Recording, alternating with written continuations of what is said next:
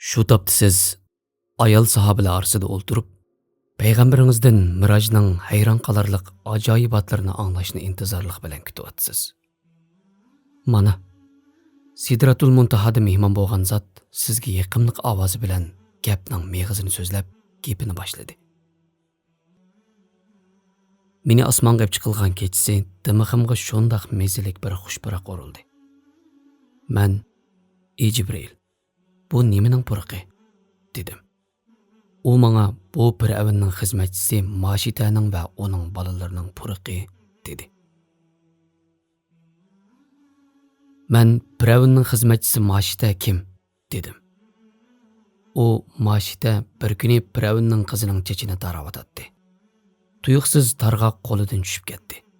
Ondan u Allohning ismi bilan Bismillah deganicha targ'oqni qo'liga oldi. Fir'avnning qizi uningga "Dadamning ismi bilanmi?" deb so'radi. Xizmatchi "Yo'q, u mening va sening dadangning Rabbi Alloh" dedi. Fir'avnning qizi "Buni dadamga deb qo'yaymi?" dedi. Moshita "Ha" dedi. Qiz uni dadasiga aytdi. Shuning bilan Fir'avn Moshitani chaqirdi. Ondan "Ey palonchi, sening mendan boshqa Rabbing bormi?" deb so'radi. Moshita "Mening va sening va dadangning Rabbi Allohdir" dedi. Shuning bilan Fir'avn mis qozonni qizitishga buyurdi. Ondan Moshitani va bolalarini o'tga tashlashga buyurdi. Moshita Fir'avnga "Mening sendan bir talabim bor" dedi. Fir'avn "Qandoq talabing bor?" deb so'radi.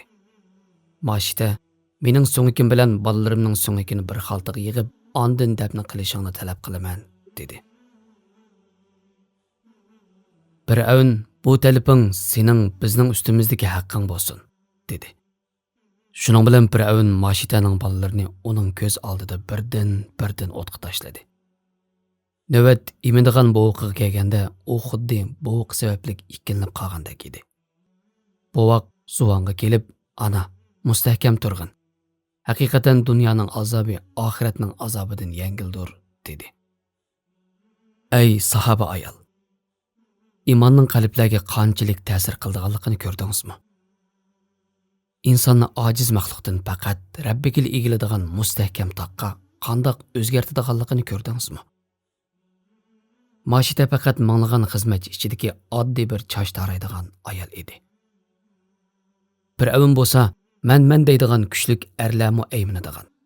Kishilarga ochiq yolg'onni to'qib, "Men sizlarning buyuk parvardigoringlar bo'laman" degan zolim podshoh edi. Uningga qo'rqmay, uning kufrligini va tuhmatini aytishga petinolg'idek hech kim yo'q edi. Butun bir shahar qo'rqinch va vahim ichida uningga bo'ysunatdi.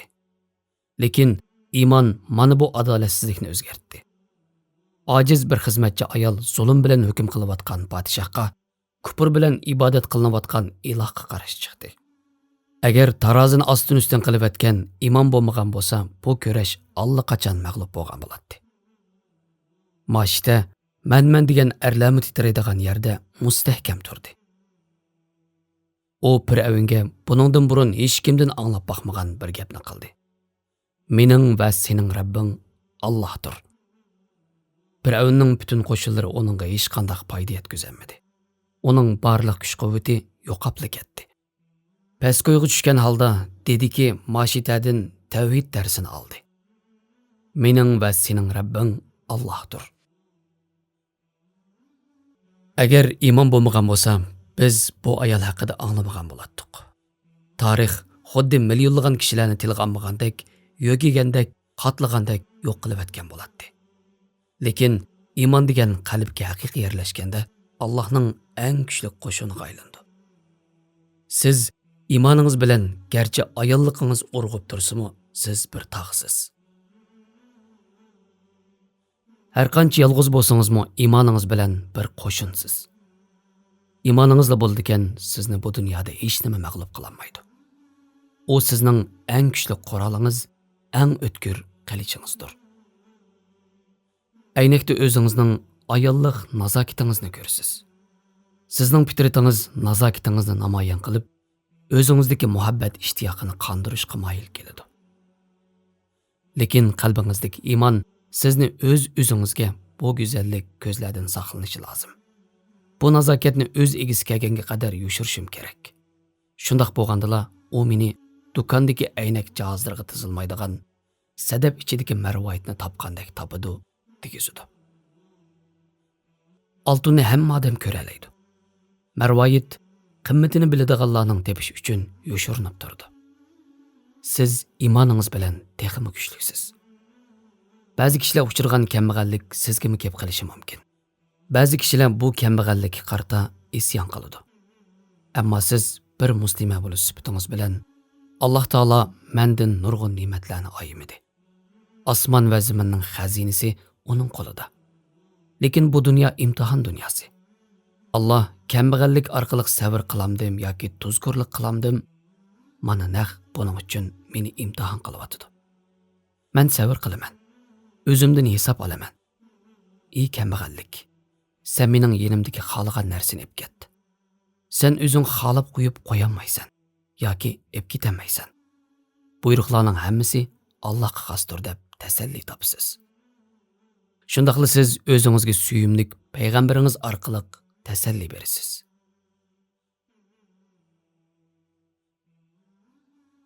Siz suyimlik payg'ambaringizning qattiq bo'ri ustida uxlab muborak beqillarga iz chiqib ketganligini eslaysiz.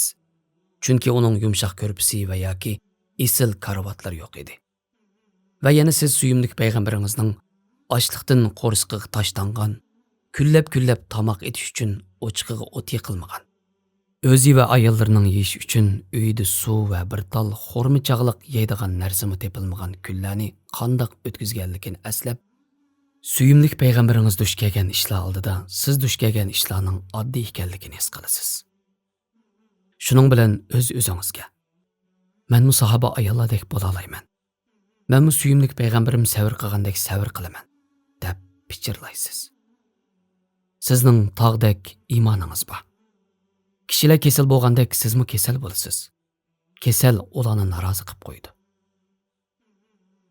Siz bo'lsangiz kasalga mundoq deysiz. Ey kasal, Alloh menga qarab meni yaxshi ko'rdi va jannatdagi o'rnimni yuqori ko'tarishni iroda qilg'achqa seni menga avatdi. Ey kasal, sen mendan sabrchanlik va shukrdan boshqa narsaga erishamaysan. Men Alloh tarafidan sinalgan Ayyub alayhisalomdek yaxshi emas. Suyimlik payg'ambarimizdanmi yaxshi emasman. U beshi qattiq og'rib ketganda beshini tengib oladi. Yahudi ayolning qo'y go'shiga aralashtirib etgan zaharning ta'sirida ba'zida holsizlanib ketadi. Ey kasallik, sen umrlik kelmading. Umrlik qilib qolmaysan. Haqiqatan bo'layotgan ishlarning hammasi Allohning o'rinlashtirishi bilan bo'ladi. Sen mening qishimda turganingda sabrdan boshqani ko'rmaysan. Agar ketib qolsang, shukrdan boshqa narsa topolmaysan. Siz iymoningiz bilan boshqalarga o'xshamaysiz. Sizmi boshqalarga o'xshash, yaxshi ko'rganlaringizdan ayrilib qolishingiz mumkin. Ular yaqinlarini yo'qotib qo'yganlik uchun norozi bo'lishi mumkin. Ammo siz Alloh bilan qasamki, bergichimi Alloh, olg'uchimi Alloh, hamma ish Allohning o'rinlashtirishi bilan bo'ladi. Deysizda, siz suyimlik payg'ambaringizga qarab tasalli topsiz. Uning ayoli Xadicha onamiz vafot bo'lib ketgan vaqtidagi qayg'usini eslab sabr qilsiz. Tog'isi Hamzadan ayrilib qolgan kunidagi azobini eslab ichingizdagi isyonni bostirsiz. Sut yeshidagi o'g'li Ibrohimdan ayrilib qolgan vaqtdagi ko'z yoshlarini eslab sizga yozilgan umr va ajalning cheklik ekanligini, oxiri hammamizdan ketadiganligimizni, bu dunyoga faqat omonat ekanligimizni, omonat egasining omonatini o'zi xohlagan vaqtda qaytarib oladiganligini bilasiz. Shuni unutmangki, biz faqat bu dunyo uchun yaratilmadik. Biz uzun safarga chiqqan bir yo'lchidan iborat. Bizning haqiqiy uyimiz bo'lsa jannatda. Odam otamiz bilan Havvo onamiz tunji qatim birga yashagan yerda. U yer bizning makonimiz. Biz u yerga qaytamiz.